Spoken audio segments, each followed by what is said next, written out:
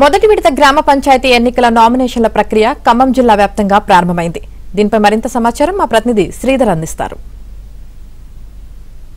పంచాయతీ ఎన్నికలకు సంబంధించిన నామినేషన్ల ప్రక్రియ ప్రారంభమైంది.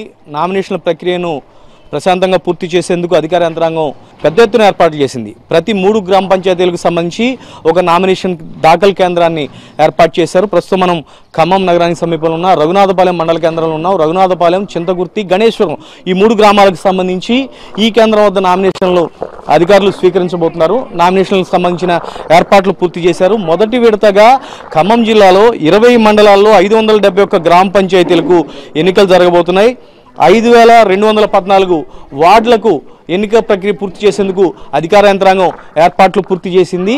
పగడ్బందీగా ఈ ప్రక్రియను పూర్తి చేసేందుకు ప్రత్యేకమైన చర్యలు చేపట్టారు. జిల్లా ఎన్నికల అధికారి దురిశెట్టి అనుదీప్ పర్యవేక్షణలో ప్రత్యేకమైన ఏర్పాట్లు చేశారు. ఈసారి పూర్తి స్థాయిలో వెబ్ కాస్టింగ్ ద్వారానే ఎన్నిక జరగబోతుంది. ప్రతి గ్రామ పంచాయతీలు కూడా సీసీ కెమెరాలను ఏర్పాటు చేశారు.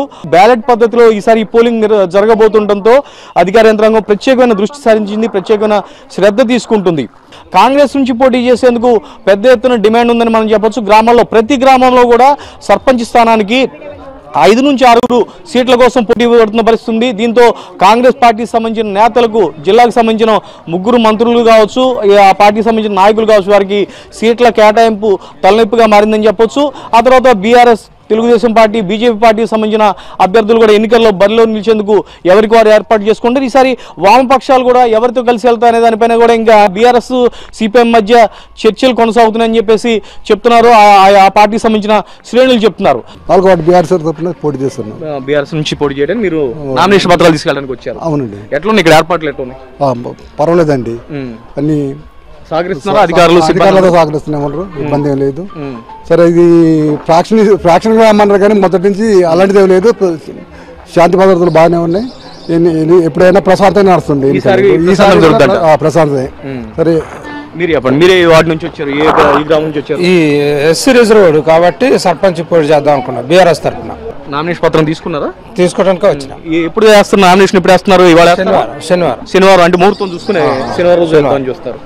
మీరు ఎక్కడి నుంచి వచ్చారండి? రఘునాథపాలెం. మీరే వార్డు నుంచి వచ్చారు?